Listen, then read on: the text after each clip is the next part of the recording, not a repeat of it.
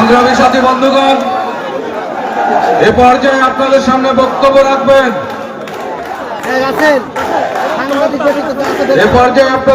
গুরুত্বপূর্ণ বক্তব্য রাখবেন রাজবাড়ী জেলা উন্নয়নের উপকার মানুষের নেতা, রাজবাড়ী পৌরসভার 3 বার নির্বাচিত মেয়র, স্থায়ী কমিটি সাথী বন্ধুরা, কেন্দ্রীয় কমিটির নির্বাহী কমিটির সদস্য, জননেতা জনাব আলী নওয়াজ মাহমুদ ফরিয়াদ। জননেতা জনাব আলী নওয়াজ মাহমুদ ফরিয়াদ।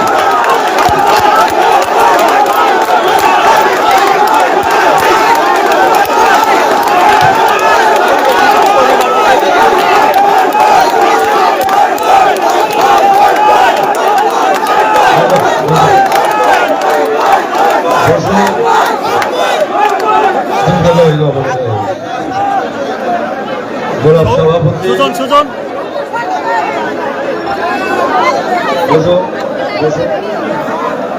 কথা বলি শোনো, বসো।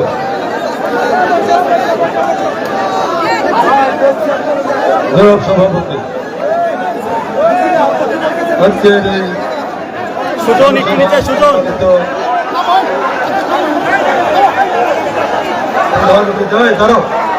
দাঁড়াও, শোনো, কথা শোনো। প্রধান অতিথি আমার বন্ধু জনাব হেরানুজ্জামান তালুকদার, আমাদের এই বৃহত্তর রাজবাড়ির সিংহপুরুষ জনাব কে ওবায়দুর রহমান সাহেবের কন্যা, আমাদের নেত্রী শ্যামা ওবায়েদ, মঞ্চে উপবিষ্ট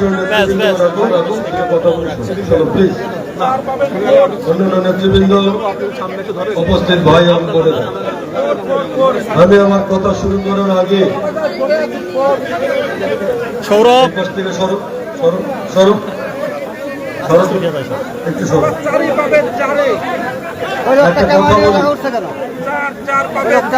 বেশ কিছুদিন আগে আমি ভারতে গিয়েছিলাম। ভারতের ফারাক্কা দেখতে গিয়েছিলাম। সেই ফারাক্কায় গিয়ে দেখলাম ফারাক্কা বাঁধের ওপারে ভারতের অংশে পানিতে পানিতে পূর্ণ, আর ফারাক্কা বাঁধের এই পাশে পদ্মা নদী শুকিয়ে মরুভূমি হয়ে গেছে।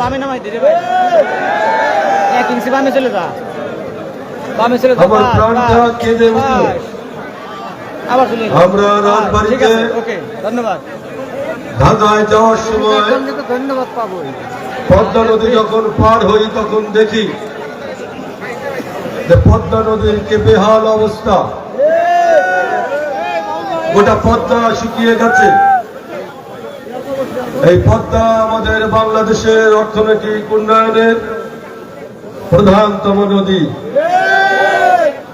আজকে এখানে আমাদের লালু ভাই আছেন, উত্তরবঙ্গের মানুষ। কয়েকদিন আগে আমি দেখলাম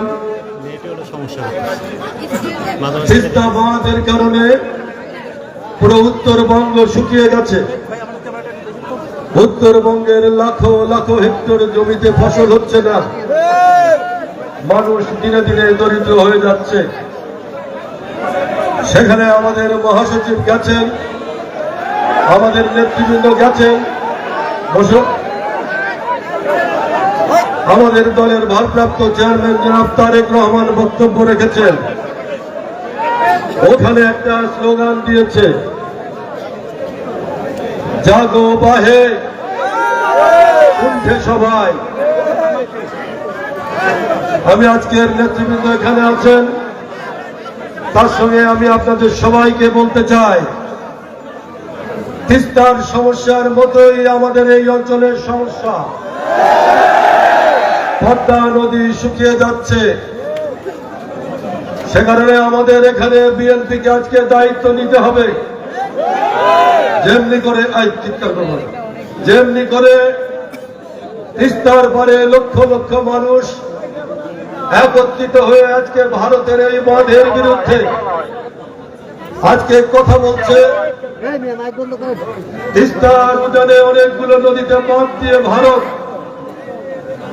বাংলাদেশের 54টা নদীর মুখে বাঁধ দিয়ে ভারত বাংলাদেশের সমস্ত নদীর প্রবাহকে বন্ধ করে দিতে চায়। যেমনি করে আজকে তিস্তায় আন্দোলন হয়েছে, আমি অনুরোধ জানাবো আমাদের এই অঞ্চলের মাটি মানুষ, এই অঞ্চলের সমস্ত এলাকার উন্নয়নের জন্য আজকে আমাদের এখানে আন্দোলন গড়ে তুলতে হবে। ফারাক্কা আমাদের পানি দেয় না, কিন্তু আমি জানি 1991 সালে দেশনেত্রী